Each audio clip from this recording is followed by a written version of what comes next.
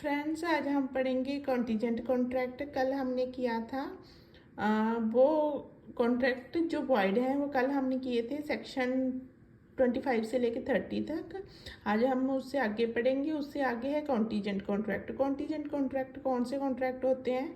Contingent contract वो होते हैं जो अनसर्टेन होते हैं, तो जो काम हो सकता है या नहीं हो सकता है उस पर डिपेंड करते हैं। तो वैसे ही इसकी इन्फोर्सेबिलिटी किस पे डिपेंड करती है? हैपनिंग या नॉन हैपनिंग इवेंट पे डिपेंड करती है।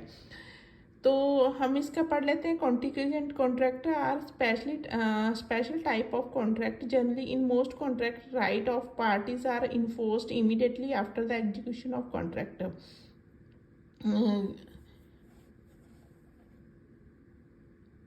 जो राइट है, right of the parties are enforced immediately after the execution of contract, but sometimes there are contract whose enforcement depend upon happening or non-happening of an event. Such contract are called contingent contract. देखो, contract बनते हैं तो right होते हैं party के उसको enforce कराने के लिए, बट जो कॉन्टीजेंट कॉन्ट्रैक्ट है उसकी इन्फोर्सेबिलिटी डिपेंड करती है हैपनिंग और नॉन हैपनिंग इवेंट के ऊपर। इसकी डेफिनेशन इसकी दी हुई है। Section 31 of the Indian contract act 1872 defines that contingent contract.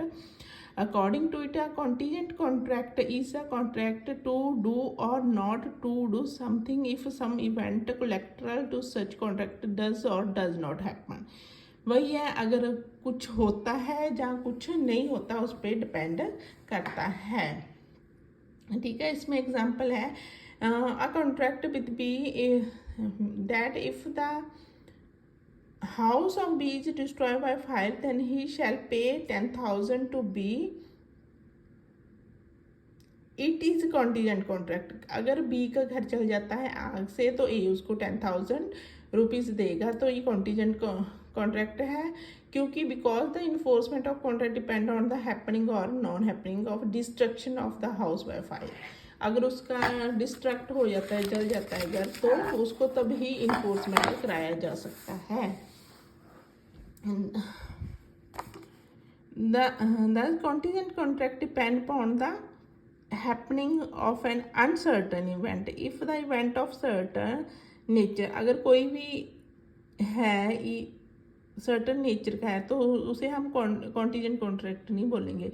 इसमें एलिमेंट कौन कौन से हैं, एलिमेंट फटाफट से देख लेते हैं। The following of contingent contract depend upon the happening और non happening of an event. किसी इवेंट के हैपनिंग और नॉन हैपनिंग पे डिपेंड करता है। Such event shall be uncertain nature. Uncertain nature का होना भी लाजमी है, चाहे वो हो चाहे ना हो, लेकिन अनसर्टन होना लाजमी है। Such event is not a part of mutual promise of the party. कोई इनमें कोई सच इवेंट, जो भी इवेंट होते हैं उनमें म्यूचुअल प्रॉमिस नहीं होता। हैपनिंग और non happening of event does not depend on the will of party. ये भी नहीं है कि उनकी इच्छा पे आधारित हो वो हैपनिंग या नॉन हैपनिंग, ये नेचुरल तरीके से होती है हैपनिंग या non happening. The future uncertainment is collateral to the main contract है। जो फ्यूचर अनसर्टेनमेंट है वो कोलेट्रल होते हैं मेन कॉन्ट्रैक्ट के। अब आगे हम ये कुछ केस दिए हुए हैं, ये आप रीड कर लेना। आगे हम पढ़ते हैं nature of contingent contract. Section 32 of 32 to 36 of the Act mention various form of contingent contract. Like according to Section 32, contingent contract to do or not to do anything if an uncertain future event happen cannot be enforced by law until that event has happened. If this event become impossible, such contract become void.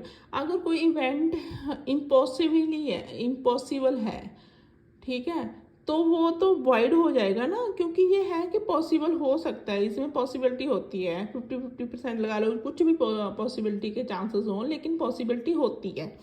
अगर वो है impossible ही तो तब उसको हम void मानेंगे। इसमें ये एग्जांपल है, a contract to pay B a sum of money if B marry सी।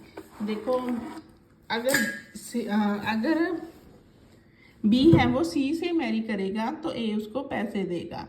लेकिन सी है जो जिसकी C dies without being married to B, C मर जाता है। लेकिन फिर जब वो पार्टी ही मर गई, क्योंकि वो फिर शादी किससे करेगा, तो इट बिकम वॉइड। ठीक है। फिर है section according to section 33 contingent contract to do or not to do anything if an uncertain future event does not happen can be enforced by law when the happening of that event become impossible or not before।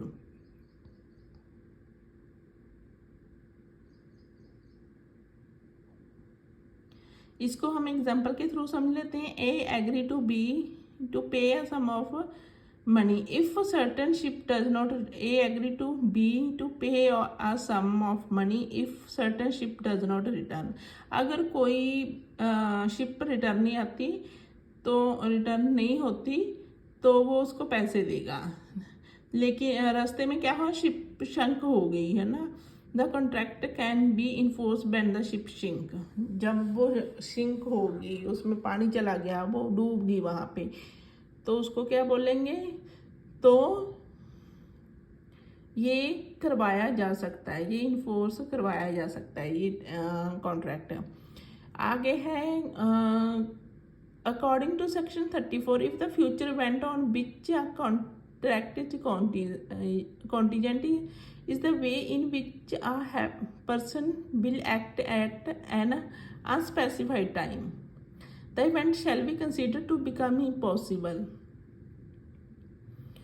when such a person does anything which rendered it impossible that he should so act within any definite time or otherwise than under future contingencies।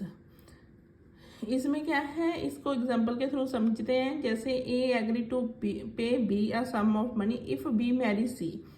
ठीक है, अगर B Mary करेगा सी से, वो उसको पैसे देगा ए। सी Mary D, सी ने मैरी से शादी कर ली, सी बी को करनी थी सी से, लेकिन सी ने किससे कर ली, डी से। The marriage of B to C must now be considered impossible though it is possible that D may die। ये पॉसिबल हो सकता है कि अगर डी मर जाता है तो सी उससे मैरी कर सकता है। ठीक है, ये कॉन्टीजेंसी बनती है यहाँ पे। आगे है according to section 35 contingent contract to do और not to do anything if a specified answer event happen within a fix time before void. अगर वॉइड होने से पहले वो फिक्स किसी पर्टिकुलर टाइम में वो हैपन हो गया। ठीक है, if expiration of the time expire होने से पहले सच इवेंट हैज़ नॉट हैपन, अगर वो नहीं इवेंट हैपन नहीं होया, और if before the time fix such event become impossible, तो उस इवेंट से पहले वो इम्पॉसिबल ही हो गया उस टाइम पीरियड के बीच में। इसमें क्या है, ए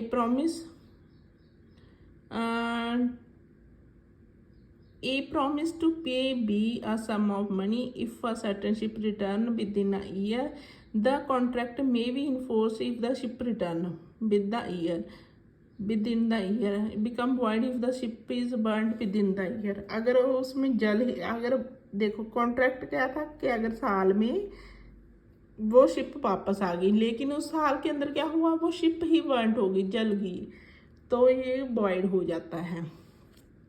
आगे क्या है, सेक्शन 36 से कॉन्टीजेंट कॉन्ट्रैक्ट टू डू और not to do anything if an impossible event happen are void whether the impossibility of the event is known और not to the parties to the agreement at the time when it made. A agree to B ₹1000 if two straight line should be enclose. ये देखो straight line कभी भी parallel line है जो वो एक दूसरे से नहीं मिलती, तो ये एग्रीमेंट क्या होगा, वॉइड होगा। कॉन्टीजेंसी किस पे डिपेंड करती है, कॉन्टीजेंसी डिपेंड करती है पार्टी के कंडक्ट पे। ठीक है, if it is not mentioned there that is contract may be contingent upon an act or conduct of any party to the contract or things persons such contract are the contract depends upon the direction of the party की direction पे। इसको हम example के through समझते हैं। If any agreement has been made between the parties that the remuneration against the service shall be as a promisor consider appropriate, this contract will not be enforceable because the fulfillment of the promise depend on the direction of the promise. But if an agreement it is defined that a remuneration will be determined by the third parties, then such agreement will be enforceable. अगर वो remuneration है, salary है, कुछ भी पे है, third party उसकी वो करेगी, फिक्स करेगी, जो डिफाइन करेगी, तो ये इन्फोर्सेबल होगा। अब देखते हैं कॉन्टीजेंट कॉन्ट्रैक्ट और बेजर एक्ट में डिफरेंस क्या है।